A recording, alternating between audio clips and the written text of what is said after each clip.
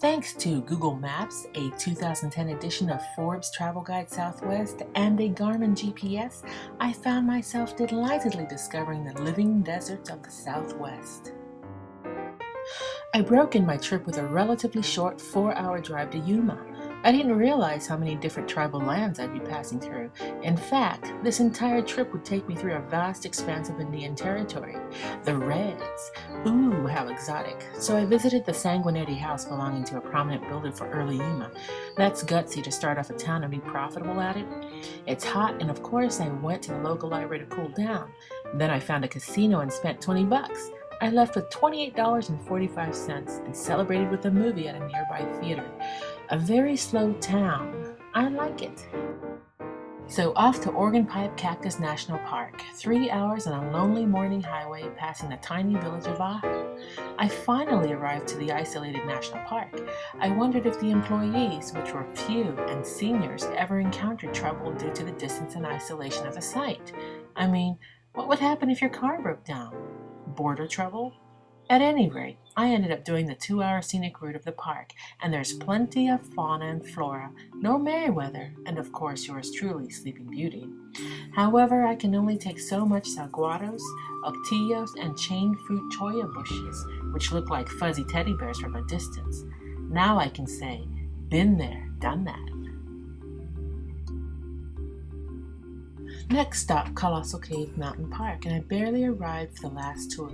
This cave is dry and dormant, and it's where I came to appreciate the WPA and the CCC, whose work back in the 1930s helped to preserve and maintain these natural formations for future visitors like me. Just recently, a couple was married in here. There's a natural altar where the ceremony was performed. If you use your imagination, you can see a witch and her cat, a dinosaur, and a corned beef can.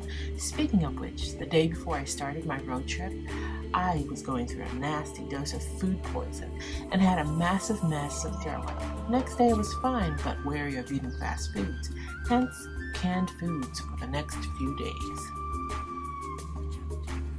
That evening I stayed at the Holy Trinity Monastery in St. David, Arizona. It's very quiet, if not spooky, probably because of the crooning peacocks at my window all night long, and the gigantic cross looming over the monastery. I slept comfortably and awoke the next morning eager to attend the morning praise. The chapel is beautiful, as is the atmosphere. Hey, did you know they have a library housing approximately 50,000 volumes? Well, of course I had to check it out, and that fat library cat was so hesitant that it missed out on a nice massage. They read books just like we do. And you know what?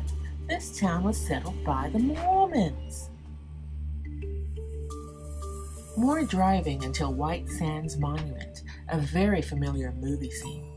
The sand is transported by the rivers of the adjacent mountains and unfortunately gets stuck here because there's no outlet. The wind shifts and shapes the sand dunes over an area of 275 miles. And what's fascinating, the ecology is adapted to this. Plants grow faster and taller so they don't get totally buried, and the sand stays on that side of the highway. I'd be spending the night in Cloudcroft at an elevation of 8,663 feet, and soon realized I was suffering from altitude sickness. Ugh, a lovely place with little sleep. Next stop, Carlsbad Caverns. Ooh, check it out.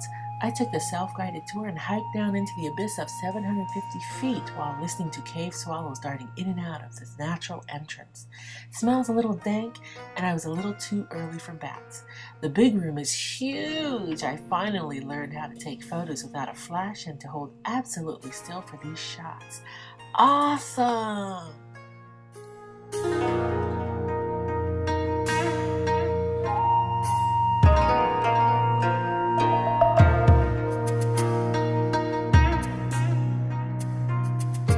Roswell. UFO stuff. Did it really happen? That Palenque astronaut is an interesting interpretation. Anyways, I wondered about the little towns I'd passed and screeched to a stop at the U.S. Post Office in Encino. Looked at the bulletins and noticed heavy services for seniors.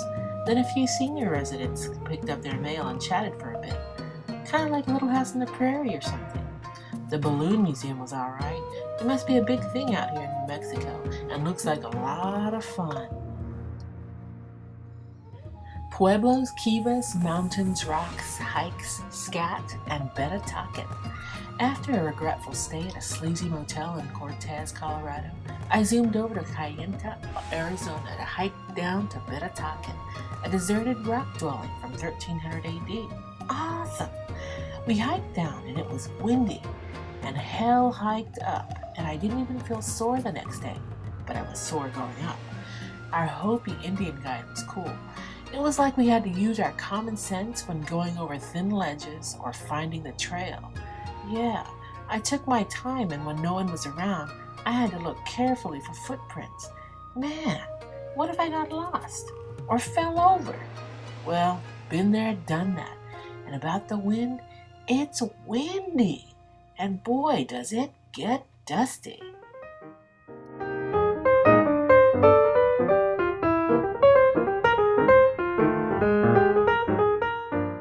Moab, Utah. Hole in the Rock was fun. Back in the 50s, the Christiansens blew out 14 rooms in this rock for living and their restaurant business. No cameras allowed inside, so I downloaded them from the website for your enjoyment as well as mine. Apparently, it was a popular place for the miners to dine. And that bull has balls.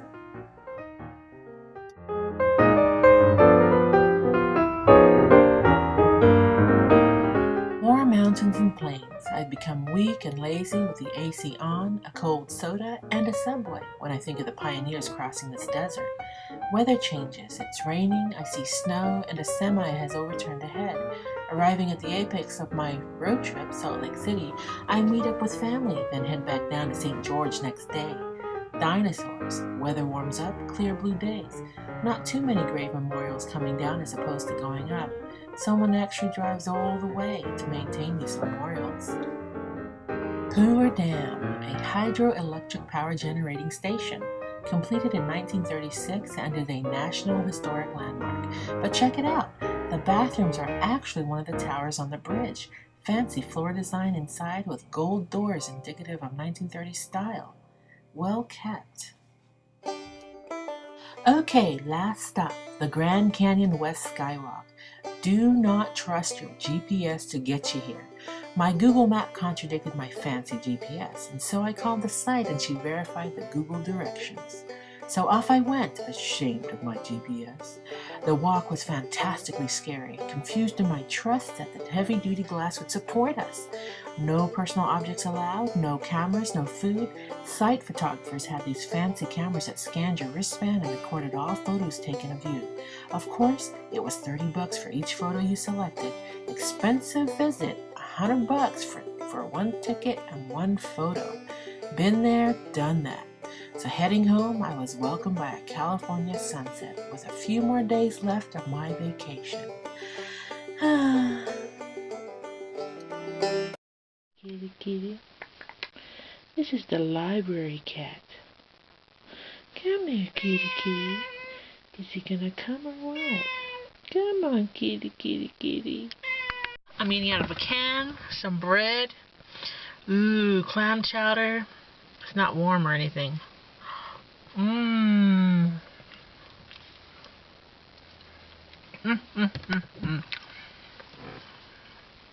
That's delish. I'll have some spinach down here too, because I love my spinach.